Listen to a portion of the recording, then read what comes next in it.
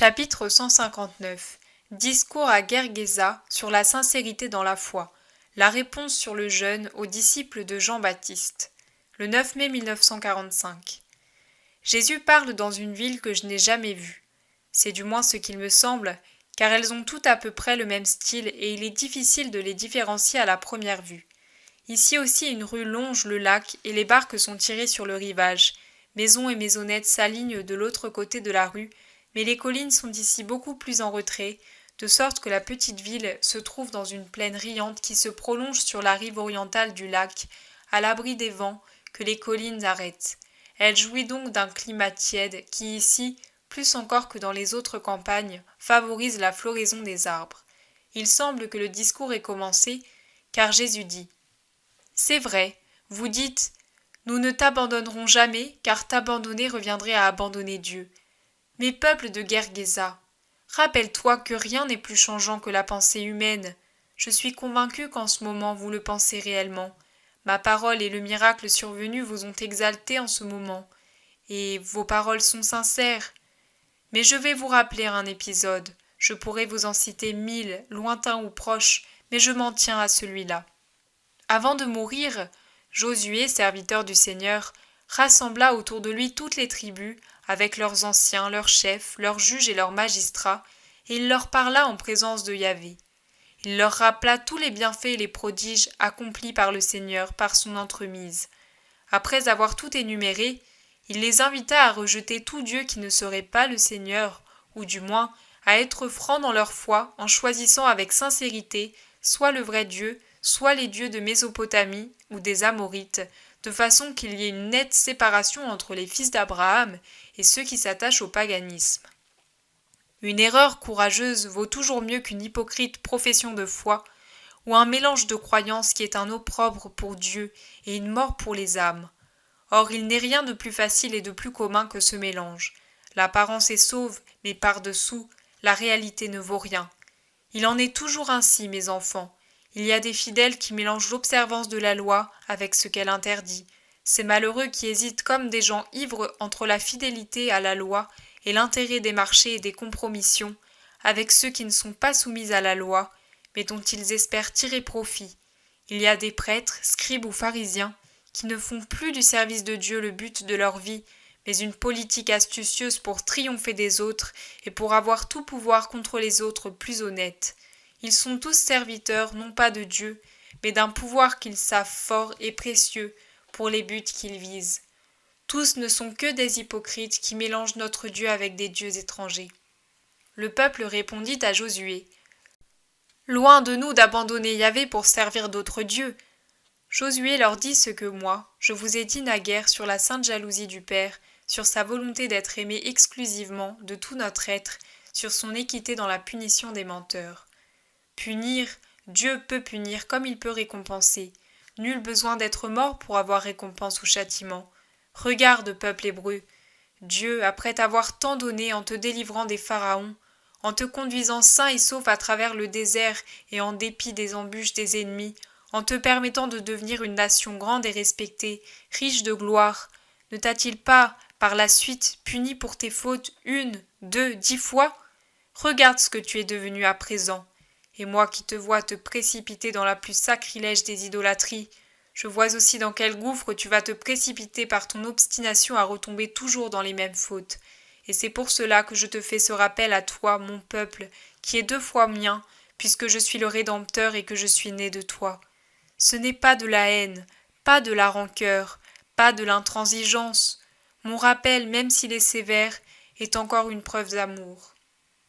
Josué dit alors, « Vous êtes témoins, vous avez choisi le Seigneur. » Et tous répondirent, « Oui. » Et Josué, qui était sage et pas seulement brave, sachant combien est faible la volonté de l'homme, écrivit sur un livre toutes les paroles de la loi et de l'alliance. Il les plaça dans le temple et de plus, dans ce sanctuaire du Seigneur à Sichem, qui contenait pour l'occasion le tabernacle.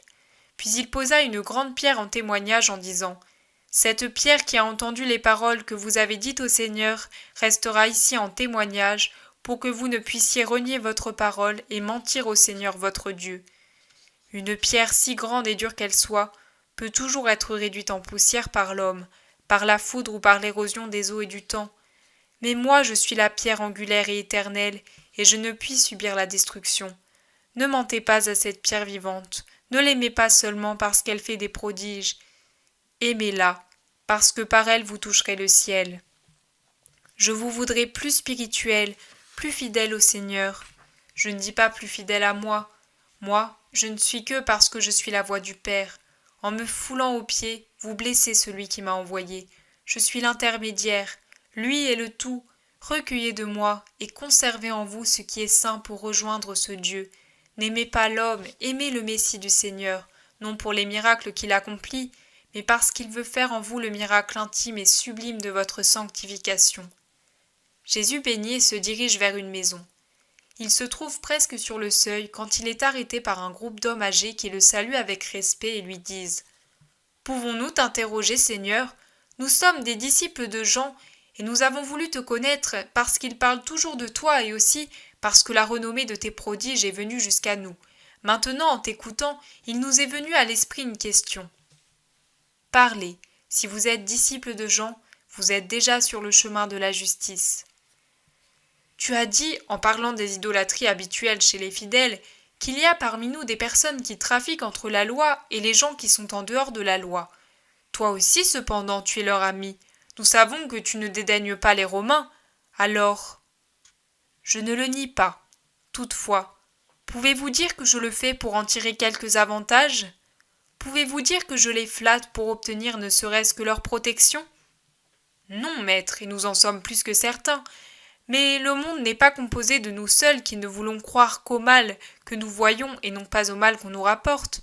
Maintenant, dis-nous les raisons qui rendent plausible la fréquentation des païens pour nous guider et te défendre si on te calomnie en notre présence. Il est mal d'avoir des contacts quand ce n'est que dans un but humain. Il n'est pas mal de les fréquenter pour les amener au Seigneur notre Dieu. C'est ce que je fais. Si vous étiez païen, je pourrais m'attarder à vous expliquer comment tout homme vient d'un Dieu unique, mais vous êtes Hébreux et disciples de Jean. Vous appartenez donc à la fine fleur des Juifs, et il n'est pas nécessaire que je vous l'explique. Vous pouvez donc comprendre et croire qu'il est de mon devoir, en tant que Verbe de Dieu, de porter sa parole à tous les hommes, fils d'un Père universel. Mais eux ne sont pas des fils puisqu'ils sont païens. Par la grâce, non, ils ne le sont pas. Par leur foi erronée, ils ne le sont pas, c'est vrai. Mais jusqu'à ce que j'aie racheté l'homme, même le juif aura perdu la grâce. Il en sera privé, parce que la faute originelle fait écran au rayon ineffable de la grâce, l'empêchant de descendre dans les cœurs. Mais par la création, l'homme est toujours le Fils de Dieu. D'Adam, chef de l'humanité, descendent aussi bien les Hébreux que les Romains. Or Adam est fils du Père, qui lui a donné sa ressemblance spirituelle. C'est vrai. Une autre question, maître. Pourquoi les disciples de Jean font-ils de grands jeûnes et pas les tiens ? Nous ne disons pas que tu ne dois pas manger, mais le prophète Daniel fut saint aux yeux de Dieu, tout en étant un grand de la cour de Babylone. Or toi tu es plus grand que lui. Mais eux. Bien souvent, ce qu'on n'obtient pas par le rigorisme, on l'obtient par la cordialité. Il y a des personnes qui ne viendraient jamais au maître, c'est donc au maître d'aller à eux. D'autres viendraient volontiers au maître, mais ils ont honte de le faire au milieu de la foule. Vers eux aussi le maître doit aller. Et puisqu'ils me disent « Sois mon hôte pour que je puisse te connaître », j'y vais sans tenir compte du plaisir d'une table opulente, ni des conversations qui me sont tellement pénibles, mais encore et toujours de l'intérêt de Dieu. Voilà pour moi. Et puisque souvent, au moins une des âmes que j'aborde de cette façon se convertit, or toute conversion est une fête nuptiale pour mon âme, une grande fête à laquelle prennent part tous les anges du ciel et que bénit le Dieu éternel. Mes disciples aussi, en tant qu'amis de moi, l'époux, jubilent avec leur ami époux. Voudriez-vous voir vos amis dans la peine pendant que moi je jubile ? Pendant que je suis avec eux ? Mais un temps viendra où ils ne m'auront plus avec eux, alors ils feront de grands jeûnes. À temps nouveau, nouvelle méthode. Jusqu'à hier, auprès de Jean-Baptiste, c'était la cendre de la pénitence. Aujourd'hui, dans mon aujourd'hui, c'est la douce manne de la rédemption, de la miséricorde, de l'amour. Les méthodes anciennes ne pourraient se greffer sur mon action, comme mes méthodes n'auraient pu être mises en ordre, en œuvre alors ne serait-ce qu'hier, puisque la miséricorde n'était pas encore sur la terre. Maintenant elle y est. Ce n'est plus le prophète mais le Messie qui est sur la terre, lui à qui tout a été remis par Dieu. À chaque temps correspond ce qui lui est utile. Personne ne coud un morceau d'étoffe neuve sur un vieux vêtement, parce que autrement, et surtout au moment du lavage, l'étoffe neuve rétrécit et déchire l'ancienne étoffe, si bien que la déchirure s'élargit encore. De la même façon, personne ne met du vin nouveau dans les vieilles outres, parce que autrement le vin fait éclater les outres incapables de supporter le bouillonnement du vin nouveau, si bien que celui-ci se répand hors des outres qu'il a crevées. Mais on met le vin vieux qui a déjà travaillé dans les vieilles outres, et le vin nouveau dans des outres neuves. Car une force doit être équilibrée par une force qui doit lui être égale. Il en est ainsi maintenant. La force de la nouvelle doctrine impose des méthodes nouvelles pour sa diffusion. Et moi, qui sais, je les emploie. Merci Seigneur, nous sommes satisfaits. Prie pour nous. Nous sommes de vieilles outres. Pourrons-nous résister à ta force ? Oui, parce que Jean-Baptiste vous a tanné, et parce que ses prières, unies aux miennes, vous en donneront la possibilité. Partez avec ma paix et dites à Jean que je le bénis. Mais, selon toi, vaut-il mieux pour nous rester avec Jean-Baptiste ou venir avec toi ? Tant qu'il y a du vin vieux, il est plus agréable de le boire parce qu'il flatte davantage le palais. Plus tard, comme l'eau malsaine qui se trouve partout vous dégoûtera, vous aimerez le vin nouveau. Crois-tu que Jean-Baptiste sera repris ? Certainement. Je lui ai adressé une mise en garde. Allez, allez, profitez de votre Jean tant que vous le pouvez, et faites-lui plaisir. Après, vous m'aimerez moi, et cela vous sera pénible aussi, car personne, après avoir goûté le vin vieux, ne désire aussitôt le vin nouveau. Il dit, le vin vieux était meilleur, et en effet, j'aurai une saveur spéciale qui vous paraîtra âpre, mais vous vous habituerez à la longue à cette saveur vitale. Adieu, mes amis. Que Dieu soit avec vous. Fin du tome 2.